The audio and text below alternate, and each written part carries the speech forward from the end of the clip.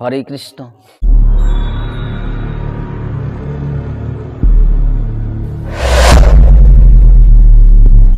আজকের আলোচ্য বিষয় হচ্ছে ভক্ত বড় না ভগবান বড়। তাহলে এক বুড়ি ভগবানের আরাধনা, বয়স 50 পার হয়ে গেল, বুড়ি ভগবানের নাম গুণগানও করে না, আরাধনাও করে না।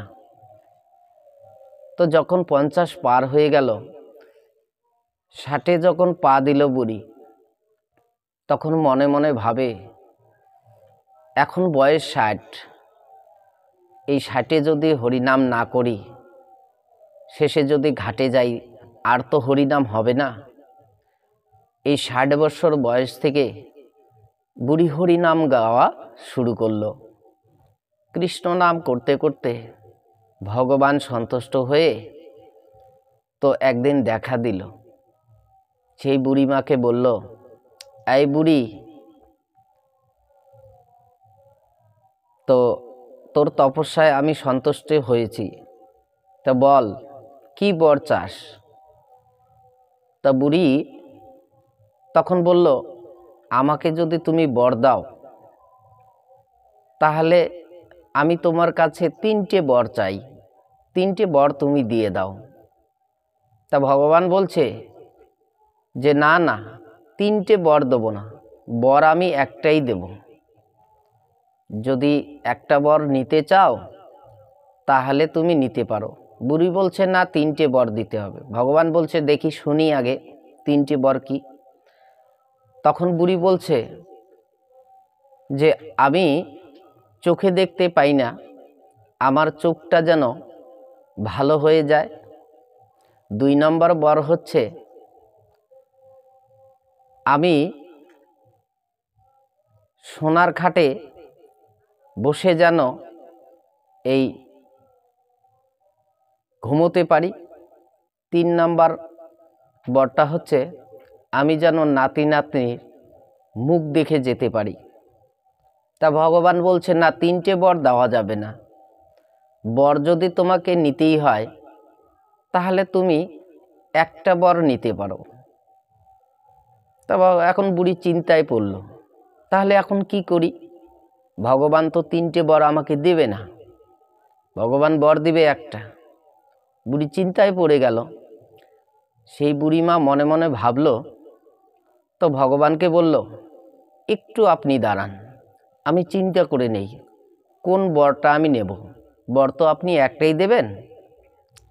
তখন এই ভক্ত বুড়ি মনে মনে চিন্তা করল, না, তাহলে একটা বরই আমি চেয়ে নিই। তো ভগবান ভাবলো একটা বর চাবে তো ঠিক আছে। তা বুড়ি কিছুক্ষণ পর মনে মনে ভেবে বলল, ঠিক আছে প্রভু, তাহলে আমাকে একটা বরই দেন।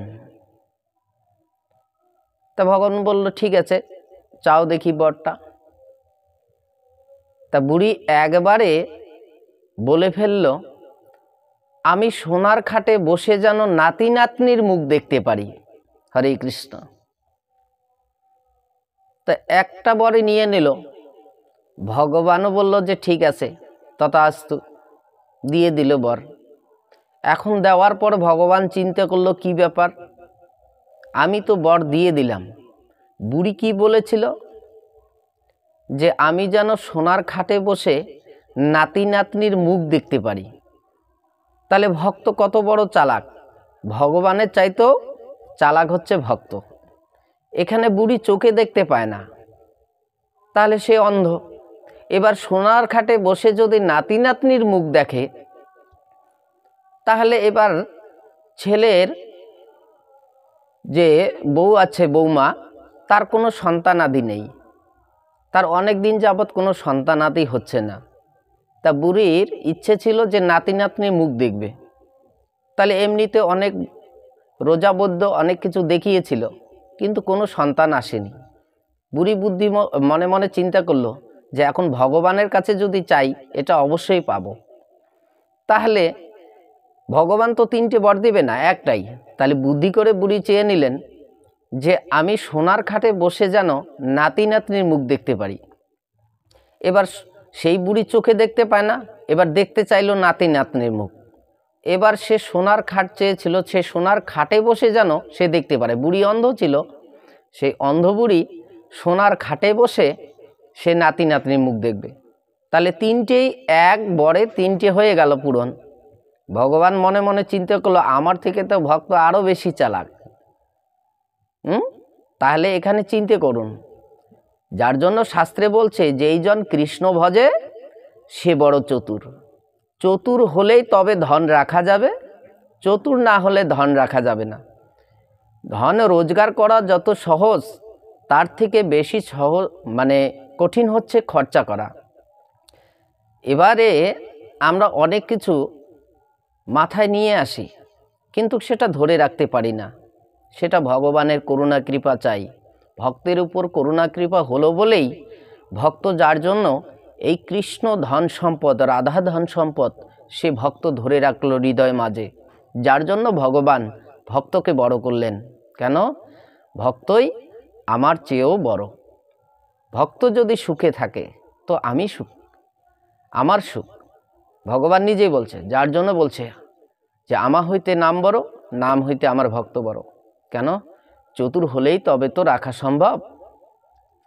তাহলে কৃষ্ণ ভক্ত কখনো অচতুর নয়, সুচতুর।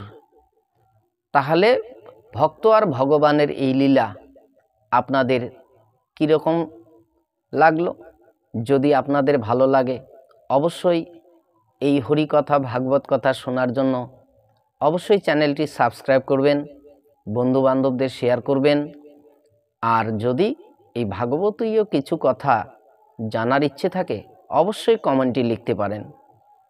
যথাসাধ্য চেষ্টা করব, যদি ভান্ডে থাকে তো অবশ্যই উত্তর দেওয়ার চেষ্টা করব।